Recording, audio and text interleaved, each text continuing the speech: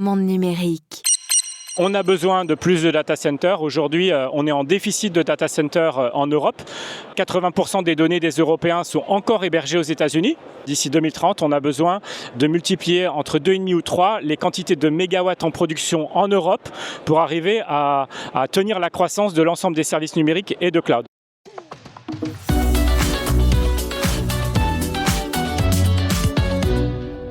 Bonjour Jérôme Totel. Bonjour Jérôme. Vous êtes directeur de la stratégie de Data4, qui est une entreprise française qui fabrique des data centers. Alors vous êtes vraiment au cœur de l'actualité.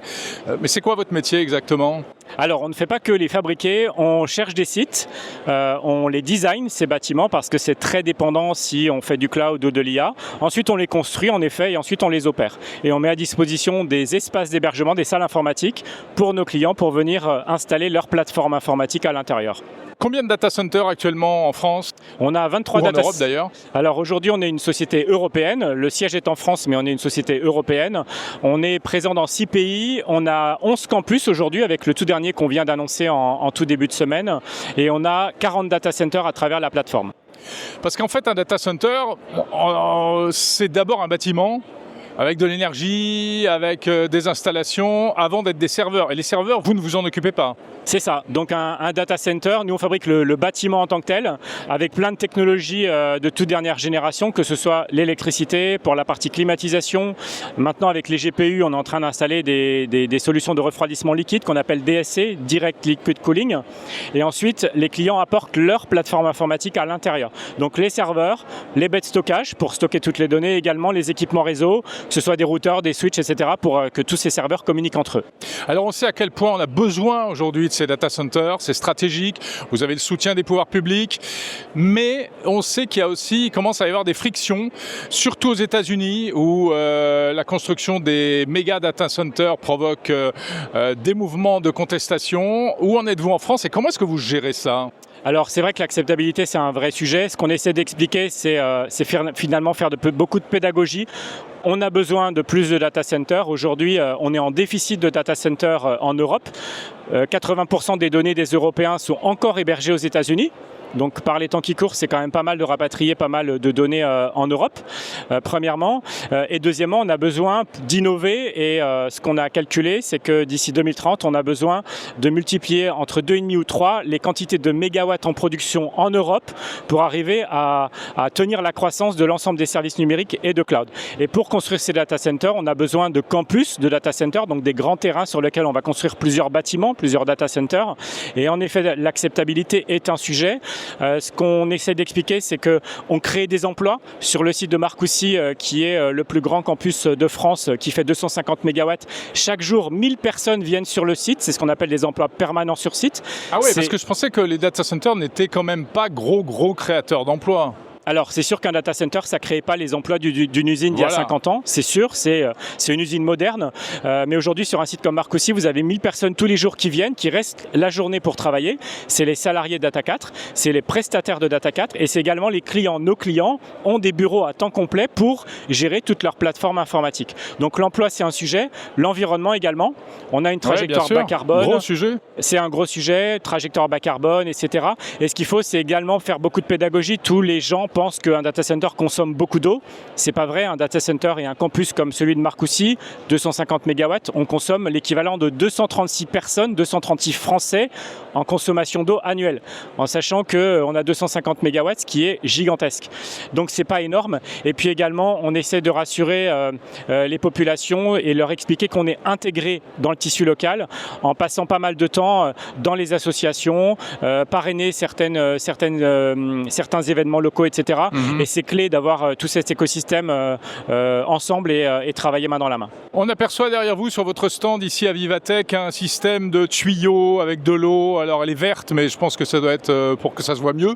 Enfin, je sais pas. Qu'est-ce que c'est ? Non, elle est vraiment verte. C'est des algues à l'intérieur. D'accord. Donc là, pour le stand, c'est pas des vraies algues. Ouais. En revanche, si vous venez sur Marcoussis, sur le toit d'un de nos data centers, on a inauguré en mai l'année dernière, ce qu'on appelle le data center biocirculaire. On parle beaucoup de chaleur fatale dans les data centers, donc c'est de la chaleur qui est produite par les serveurs. Un serveur, quand il utilise de l'énergie, il chauffe. Cette chaleur, l'idée c'est de la réutiliser. Quand vous n'avez pas de voisins qui ont besoin de chaleur ou quand vous n'avez pas de réseau de chaleur à disposition, en fait votre chaleur vous ne pouvez pas la mettre à disposition de qui que ce soit. Donc ce qu'on s'est dit, c'est on va créer le besoin sur site nous-mêmes.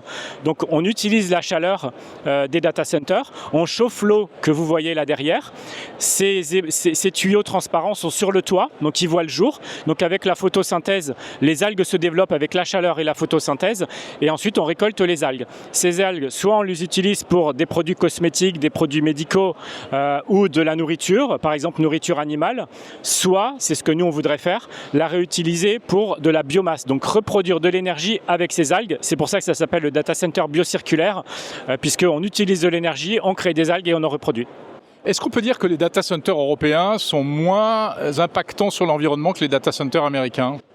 Alors, si vous regardez le mix énergétique, en France par exemple, si vous consommez un service numérique avec votre téléphone, avec votre smartphone, si ce service est produit par un data center en France, vous avez un certain impact carbone, des émissions de gaz à effet de serre.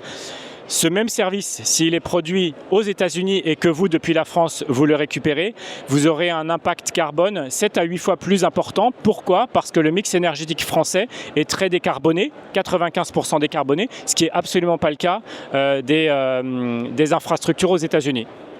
Les data centers que vous opérez, ils font quelle taille ? Est-ce qu'on peut parler de méga data centers comme aux US ? Alors, historiquement, il y a 20 ans, on faisait des data centers de 2-3 mégawatts.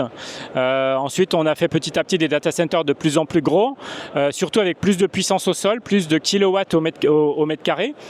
Donc des 10 mégawatts, des 30 mégawatts. On est en train de travailler sur des 70 mégawatts. Et bientôt, on sera également sur des 100 mégawatts. Les data centers qu'on a annoncés dans le nord de la France, ce sera plutôt des 100 mégawatts. C'est amusant qu'on calcule et on indique la puissance des data centers en mégawatts. Comment ça se fait ? Parce que le mégawatt, c'est l'énergie. Ça n'a rien à voir avec le numérique. C'est la puissance. Donc en fait, nous, quand un client vient chez nous, il nous dit « je veux X mégawatts mis à disposition, monopolisés dans vos infrastructures, qui les utilisent ou qui les utilisent pas. Il faut que notre chaîne électrique et nos équipements de clim soient dimensionnés pour aller jusqu'à X mégawatts. » Après, il va consommer de l'énergie, plus ou moins d'énergie, c'est des kilowattheures. Et là, c'est en fonction de ses usages. Donc un jour de solde, si c'est un site marchand, il consommera plus d'énergie. Un jour où personne n'est sur Internet, peut-être qu'il consommera beaucoup moins d'énergie. Mais l'énergie, on ne fait que la refacturer. Nous, on met à disposition, notre métier, c'est vraiment de la puissance, des mégawatts, pour que le client puisse en bénéficier. Et il y a également une dimension sécurité très importante dans les data centers, je crois, au niveau de la sécurité en termes d'approvisionnement électrique, mais aussi contre tout type d'attaque. Alors, il y a plusieurs niveaux de sécurité ou de fiabilité. Donc déjà, le design de nos data centers est fait pour que quand il y a un problème, il y a un plan B systématiquement et automatique. Donc les chaînes électriques, on en a plusieurs. Les climatisations, il y en a plusieurs, etc. Et tout est automatique, tout est automatisé avec des robots, etc. On supervise, un point important, c'est qu'on supervise nos data centers en permanence. On a entre 5 et 10 000 capteurs par bâtiment pour vérifier que tout se passe bien. Et s'il y a un problème, on le détecte et on va le gérer avant d'avoir un plus gros problème. Donc ça, c'est plutôt la fiabilité des installations. Et ensuite, vous avez la sécurité, plutôt physique et logique, où on doit garantir à nos clients que les salles dans lesquelles ils ont leurs serveurs et leurs données, personne d'autre qu'eux peuvent y accéder. Donc ça, c'est la sécurité physique, avec des SAS, avec des niveaux de sécurité plus ou moins renforcés. Plus vous arrivez vers la salle informatique où il y a les données, plus c'est sécurisé. Et ensuite, on a la sécurité logicielle, cyber, pour s'assurer que depuis l'extérieur, on ne puisse pas aller créer des dommages à l'intérieur des data centers. Est-ce qu'on a vraiment besoin de tous ces data centers ? Est-ce que demain, l'IA ne va pas être de plus en plus embarquée sur nos smartphones avec des puces plus puissantes qui nécessiteront peut-être moins d'énergie ? Est-ce qu'on a une vraie visibilité sur le futur ? Alors, ce qu'on voit, c'est que les entreprises, le marché B2B, eux, ils sont plutôt sur leur data center, leurs applications dans un data center, parce qu'ils ont besoin d'énormément de puissance de calcul pour faire tourner. C'est leur data center, comme les banques, les assurances. Donc, soit c'est le leur, soit c'est chez nous. parce qu'ils préfèrent externaliser cette activité-là. Ils viennent chez nous parce qu'ils n'ont pas envie de gérer les infrastructures. En revanche, ils veulent gérer leur cœur de métier, les serveurs et leurs données.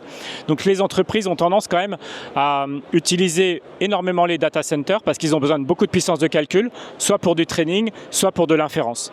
En revanche... Oui, mais est-ce qu'on en aura besoin d'autant dans 3 ans, dans 5 ans? Alors, pour les besoins plutôt grand public, on a tendance, c'est vrai, à rapatrier également cette intelligence dans les terminaux, parce qu'on a des terminaux qui sont tellement plus puissants que finalement, mon terminal, s'il est capable de me répondre beaucoup plus rapidement plutôt que d'aller interroger un data center à plusieurs dizaines ou centaines de kilomètres, c'est sûr que c'est beaucoup plus rapide. En revanche, on a besoin de tellement de puissance de calcul aujourd'hui pour être capable de subvenir aux besoins qu'on a besoin de ces data centers en masse pour pouvoir avoir cette capacité de calcul. Ne serait-ce que pour développer les IA, faire de l'entraînement, afin de pouvoir ensuite les utiliser, c'est ça? Exactement. Encore une question sur la souveraineté. Est-ce que vos clients sont uniquement des acteurs français ou vous hébergez également du Microsoft, du Google, du je ne sais qui d'autre? Alors on a 4 catégories de clients différentes. On a les opérateurs télécoms. La majorité des opérateurs télécoms, qu'ils soient européens, nationaux, internationaux, ils sont tous chez nous pratiquement.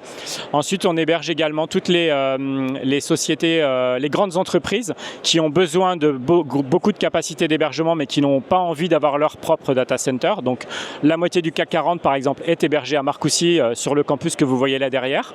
On héberge également les sociétés, les SS2I, les intégrateurs qui ont besoin d'un data center pour fabriquer un service managé pour leur revendre à leurs clients finaux. Et ensuite, on héberge l'ensemble des acteurs de la tech, que ce soit des grandes plateformes ou des plus petites plateformes, que ce soit des Européens ou des Américains ou des Asiatiques. On a l'ensemble des types de clients chez Data4. Merci Jérôme Totel, directeur de la stratégie de Data4. Merci Jérôme.